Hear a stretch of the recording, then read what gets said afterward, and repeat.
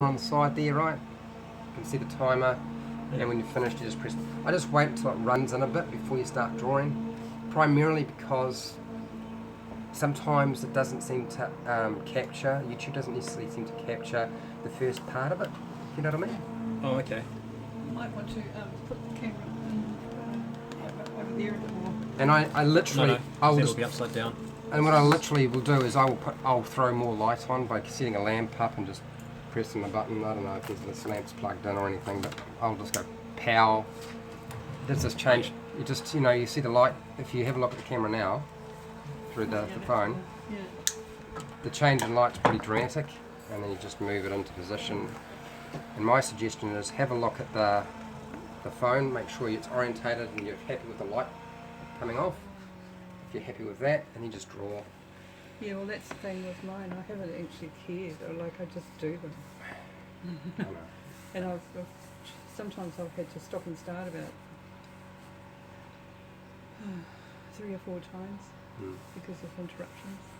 Can I just make a point? I would like to turn your camera around to a different location. You're drawing your hands on that side, and you really want the camera On the other side. on the other pointing side at of you. Yeah. So it doesn't really matter too much that we've already started. You trim all that Isn't off. it going mate. to... Just move over this way, but Yeah. Alright. See, that means that when you're drawing, they'll actually be able to see what's going on. Yeah. And if you move over just a fraction more, sorry, because you're using this piece of paper, right? Yep. Just a little bit more. Okay, there. And just sweet. And if you feel like that's wrong and you need to move it further over, then just do that. That's what I do. Okay. And this just solves. Well, I mean, wouldn't have even thought not to use the app. That's. And I've been trying to go directly from the camera because it's got an option, but it keeps on going. You have to authorize for YouTube, and then it says, "Are you already authorized?" I said, "Well, you just asked me to authorize it." No. It's just a constant loop of failure. I've got all those things downloaded, and they're a pain in the ass. In the end, I just wanted going directly through YouTube, through Chrome, and works fine. And it saves me a lot of time. I don't have to upload now. Yeah. And what I do is... This makes life easier. What I do is when I go through and I trim the front and the end of the video, or trim out the bits that I want using their rather primitive tool, which is fine. You just trim the front and the end, time lapse it if you're going to time lapse it. I don't usually do time lapse. And then you set it to contrast. I do about +1. You might want to do more, just because you want to get a little bit crisper look for YouTube. Yeah. Otherwise, because it's live stream, the quality is not necessarily going to be as good as if you were doing it straight from your actual Sony camera. Does that make sense? Yeah. But it doesn't matter. It's like piss easy video.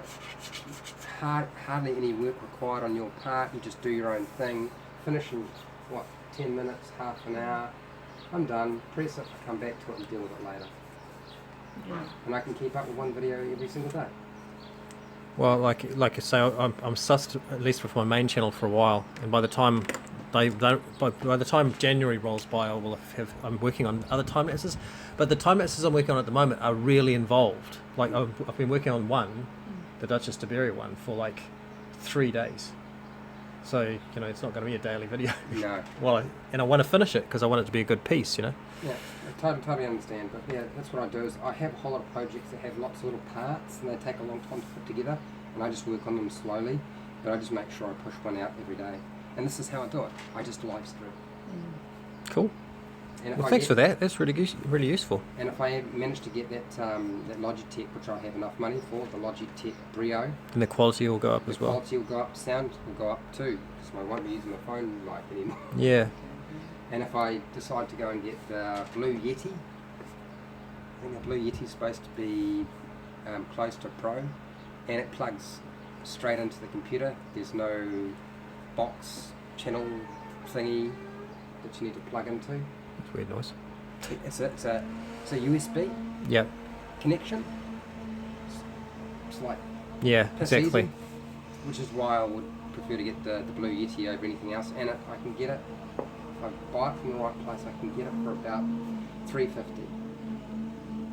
And after seeing what the job market's like, I'm going to keep looking for work, but fucking crazy out there. When I've been applying for jobs, I've had 2 one formal job interview, one supposed meeting. They're all out of their mind. I bet the teacher's aid was $17, maybe a little bit more. With Oh, that's what I mean.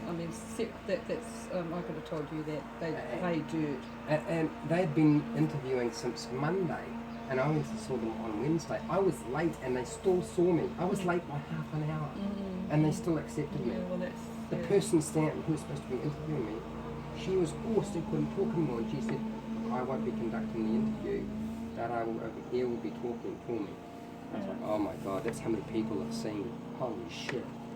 There's too many people looking for the same job. So, and then the other job at the Massey is the, Carpentry Academy tutor. He started off with, I start 7 to 4, asked a whole lot of questions. We're really interested in the fact that you've got a job title, but what you do doesn't seem to match your job title. And I said, yes, I know, I realise this.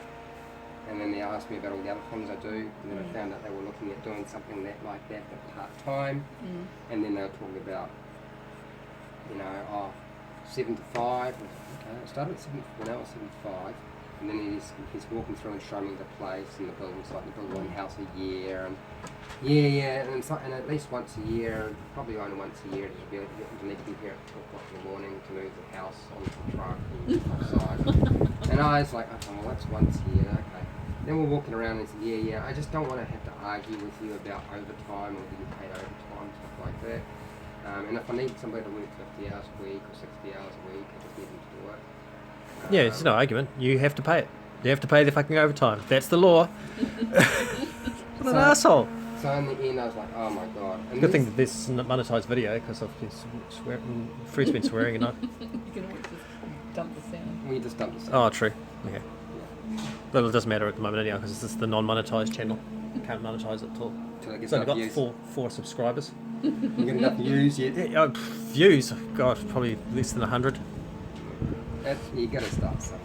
Well, the other channel, my main channel's got over 100,000, so that's the one. That's the monetised one. But it doesn't matter. Just like sell some pencils, sell some pens. I was just going to say, you want to show them the pens that you use for these drawings that you're doing?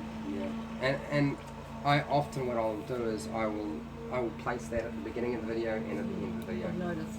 Yeah. Oh, the other thing is because you have to admit that you're an affiliate, right? And Yeah. you tell them that you're making money off it.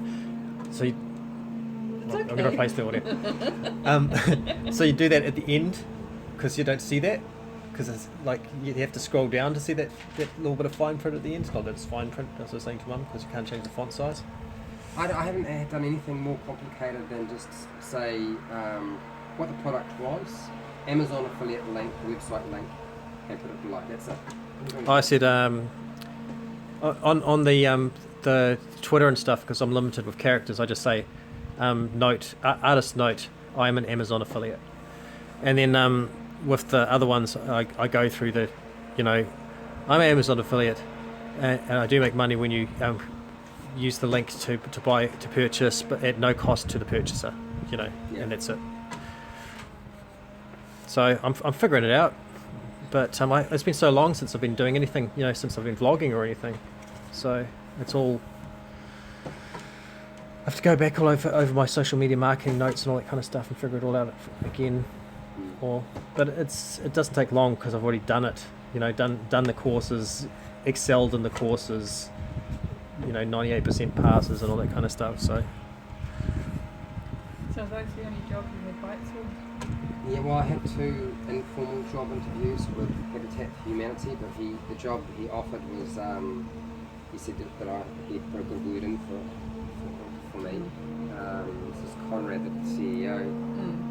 He said it was driving a truck and unloading and loading furniture. And I was like, I can drive the truck, but I can't do it. I won't. yeah, it's ridiculous. I'm too broken now. And then he said the only other job we've got going is a store manager, but the problem is I'm pretty sure that the person I've put in charge of hiring the individual is very strong in retail, and they just will look at you. And I know you could probably do the job, they probably won't hire you, even if I do say something. I was like, okay. And then the job for West Auckland budgeting, which I could have applied for because Fiona was happy for me to do so, and she seemed to like me a lot, and she's changed the way she teaches based on what she's seen me do. Yeah, that's no longer on offer. Positions filled, and it was only 20 hours a week. So yeah, that's where it's from. Look, all I know is I'll keep looking for a job, but I will probably keep pushing the YouTube channel, keep trying to sell products off the YouTube channel. It's slow process. I make about just over $100 a month now. I think it's gone up by about $15 in about a week. So recently it's grown very quickly. That's good, man. But I would have to make somewhere in the vicinity of, I think it's 3,000 at least, probably about 3,000 a month off YouTube advertising to be able to live off it. And the affiliate marketing I think I've made in the time that I started, which was about a month ago I think about $30. I just haven't had time to go through all my videos and put all the links into... Yeah. And the tags and all that kind of stuff. Do you do tags? Yeah, man. I make sure I use every single tag I can. I use TubeBuddy. See, I hadn't been doing tags, but I found tags for likes, which is for Instagram, and I just swapped out the hashtags with the commas, and because YouTube uses a comma system, or you go out and come back in again.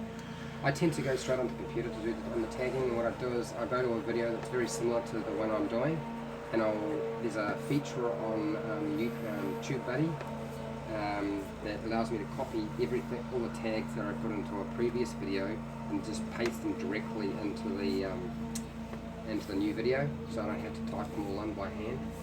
Yeah. And I do the same thing with my descriptions to a large extent, and with any affiliate links or other links, I often do that same sort of thing. I make sure I have my end cards. I make sure I do all my cards throughout the video. That's what I'm going through the process of doing as well. It's taking forever, man. And then it does, because it's a long process. But and particularly if you've got 300 or so videos. Yeah, not if you're doing it as you go, but it is when you're going for your archives of videos. Yeah. And I have 455 videos in total. The other thing is too, Fred, you might be able to get yourself doing something along the lines of what you're doing with the YouTube, but doing it for a firm, you know? I've looked at trying to apply for something, and I will. I'll apply to the Pond, and I'll apply to Linda, and a few other places that do that sort of thing. Are they job search places or something? No. What I've discovered is all of the employment agencies, all they do, you don't ring them. The only people who ring them are the people who are advertising the job. And they say, look, we've got this email list of people who've sent us all this stuff. And we want you to go through all the CVs and shortlist it and give us the best options. And then they take the email list that they've been given, they put it through their bot who looks for keywords, and then they spit out a number of people, and they say, okay, these are the people we suggest that you go through, and that's what they do now.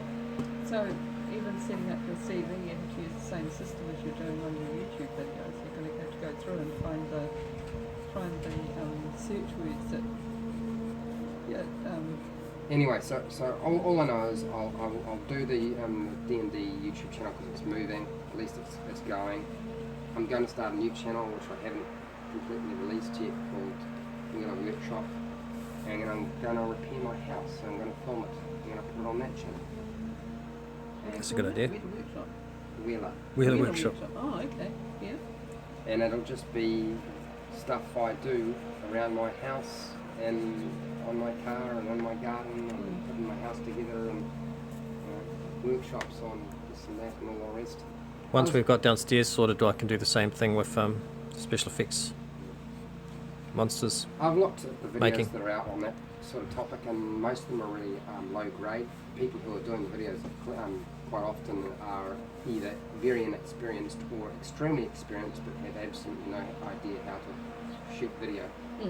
And so at least I've got a little understanding of that, even if I'm not super confident in that area. I talked to the guy who got made redundant at Habitat for Humanity, the site supervisor, and there's a possibility we'll link up and do videoing with him, instructional videos. Oh, cool.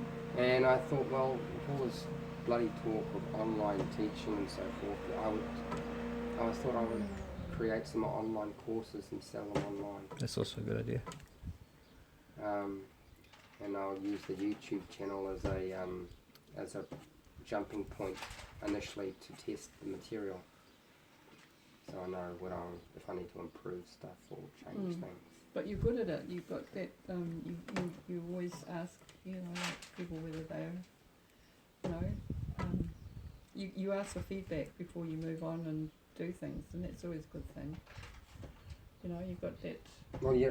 Look, the standard operating procedure for any YouTuber is you're supposed to Engage. basically say, please share, like, and subscribe. That's what those key things they always recommend you do, and then after that, make a comment so you're getting buy-in and interaction and developing a relationship with the subscriber. Most of the big channels don't ever respond to any of the comments ever, because when they couldn't, there's just too many, or really it's just there and it's just a bit of bollocks as far as I'm concerned. They don't usually look at any of the comments, and they'll ask a question and they really don't give a toss. I know Philip DeFranco does, and he actually makes it his Friday show. His Friday show is going over the week of news stuff that he's put out, and goes through the comments and puts the comments up and replies to the comments. So he proves that he's engaging. Yeah, that's a good way to go. It is a good way to go. Well, that's the reason why he's got 6 million subscribers or whatever, I suppose. Yeah, but he can't respond to everything. There's too much coming through. Absolutely. He'll be just cherry picking. But he has a whole team of people working for him to do everything. Well, it's not something I have. No. So I do that, and usually I will ask a question. Usually most of my questions are, if it's rule based, is like if you don't understand the rules, then I'll answer those questions. And there are occasions where I'll say, look, you can put a comment below, but in this particular situation, I just don't know the answers to this sort of stuff. You'll have to wait till later on. I can't answer the questions on that particular topic. But often I'll get people who will just, say, thank you, that was a cool video. That was a piece of shit, occasionally. Those are the ones I always seem to focus on the more. For every, I don't know, what is it? 30 likes, it only takes one dislike for me to suddenly go, but, the negative feedback is really hard, eh? But when I did a trailer for Valley of the Succubus, when I got into the Cannes Short Film Festival, one of the comments was like, so this is the kind of crap that gets into the Festival de Cannes. I felt like saying, well, show me your crap then. Yeah, I've been very tempted. It's just a waste of time. Usually I just come back with a comment that is just as neutral. Well, I wouldn't say non-emotional. It's usually, if there's a bit of bitey humour in it, then I will bitey humour back. But it's usually not in a way that's necessarily any more offensive than they were. And I'm sure that might lose me a subscriber or two, but usually they're probably shit subscribers anyway. They're probably not the ones that are going to use the affiliate links and buy products. No, they're probably just... Or watch through to the end. No, they're probably not. And I'm sure that some of the people are come through. I had some people... I was talking to some people and they were saying, look, I really feel real sorry for some of the horrible comments that have been made about your channel. And I was like, I don't really remember that being that many. So... They're more focused on it than you are. Yeah. It's good. So you got to have a thick skin to do this. You do. You really do have to have a thick skin. And because I do questions and answers every once in a while, and I do, even when I finish, I usually have I will answer questions after I've done the stream. If it's only 5 or 10 minutes or 15 minutes, I'll still have 5 minutes at the end after I've said, till next time, keep rolling those 20s. I'll just wait, and then I'm like, okay, I'm still here for another 5 minutes, so if you've got any questions, you're welcome to ask them, and I'll answer questions for you. But that's the thing, yours are interactive. You're really good at it, Fred. Like actually kind of interacting with people and, That's from being a teacher for so long. Yeah. Well, you'd think. Working in for classroom. I think that I'll be able to do it, but I can't. It's not so much that. I have to say that the first time I did it, I look at my older videos and I just want to cringe. No. And I look at some of my live streams and I just want to cringe too. And it's just one of those things. All I can say is the easiest way to deal with it is just to do it and just don't worry about the mistakes now. And the stuff you don't like, and Do it better next time. just put it up and just not worry about it. Mm. Yeah, not everything can be gold. I guess it's the same with the teaching lesson. Yeah. And I mean, actually, that's what we teach kids and we teach people. Don't fuss over them. Don't fuss over them. Just Don't get it, stress the just small do it. stuff. Yeah, just do it. And I've stopped cutting out all my spaces. Every time I stopped talking and take a breath, I used to cut those all out. So it sounded like I was on steroids or I was jacked up. You know, like, Mum overheard when I was watching the Philip DeFranco show the other day, and she was like, "He sounds like he's on speed." Because he doesn't have any gaps, but he's got a whole team, a team of people to edit his stuff for him to take all those gaps out as well. Yeah. And he talks really fast as well, but that's just his style, and it works for him because it's more like news stuff though. You don't have to absorb it. yeah, but also too, I always find that occasionally behind the camera or in front of the camera, I'll talk faster and I got to slow myself down and I start realise actually that's quite hard to understand because I'm talking too quickly and my pronunciation is really poor because I can't form the words properly because I'm going so fast. And in an effort to try to get it all out as quickly as I can, I stopped doing that now. If I start doing it, I try to slow myself down. And also I cheat. What I do is I'll say like a sentence. Hi, welcome to How to D&D. My name is Fred Wheeler. Today we're going to talk about Dungeons & Dragons 5e. And I'll stop. And I'll just wait. I'm like, that's when I'm going to cut it. I'm just going to wait there. I'm like, next bit. And then I just chop all the pieces together. And just cut all the spaces. Takes a bit of time editing it that way, but I don't have to worry about having to reshoot. And how do I cut this piece and make it form there because I said that word so close to this word and I want to get rid of that or and or the so where your tongue sort of gets all tied up and it's all attached to one of the words you needed to keep. Like, oh, no. Yeah. So, affiliate marketing. Right. Let me just pull out my little PC. I'm going to warn you now, it took me like 3 or 4 hours to set it up. It was such a process of filling out bits and pieces to get Amazon to make it work. Okay, so what we'll probably do then is we'll just choose one, I guess. Well, no. No, first you've got to sign up as affiliate marketer. No, first of all, you need do all this stuff. You've got an Amazon account, so that's a start. Oh yeah, I do. the first thing you need to contend with is you need to know what products you're likely to buy. What was that? A whole bunch of rippers. I just dropped them all on the floor. Oh, they'll come back. There's some products. Brushes. My So, products. They're expensive too, so you get a good They were expensive. percentage. so what you want to do is first go onto Amazon and see if Amazon I'm sell going the to get on product. the PC first. It takes frickin' ages for it to bloody load up. Sorry. That's right. Just, But- PCs and... Because there's absolutely no point becoming an affiliate with Amazon if they're not selling products you need to sell. Oh, they sell just about everything art-wise. Yeah. They even sell those. She hasn't got them there. The high flow acrylic Oh yeah, you've got them down there, yeah. Yeah, paints we and just stuff. need to check that. 'Cause and the Faber-Castell pencils. I realised I couldn't sell hardware and tools off Amazon. Oh, were you wanting to? Well, yes, because if I was going to do renovations and so forth, I need So to go who stuff. else would you affiliate with? Well, then? I thought I would try to affiliate with Mighty 10 or with Bunnings Warehouse or with Placemakers, but they're all New Zealand companies and they're all so primitive. They Yeah. don't have affiliate marketing. Not even the warehouse has affiliate marketing. They're only just talking about doing it because Amazon's. But eBay What about does. some... But I'm an eBay's eBay partner. Yeah, eBay's a little bit of a dodgy sort of location I found. So what I've never did, had any problems. I've I never looked for had the any problems biggest with anything. from affiliate eBay. marketers in the world, which is the Home Depot in the United States, which is where most people are going to be buying their stuff anyway. Oh, that's a good idea. And I looked for Lowe's, which has also got an affiliate marketing system for hardware and tools. And they tend to sell the tools that the Home Depot in the United States doesn't sell. So it covers all my bases. And that's who I'm going to use for that. So just go finish now, eh? Yeah, if you finished it, you just press finish. And then it's going to come up with another screen. And it'll probably say something like OK. Yep. Press OK.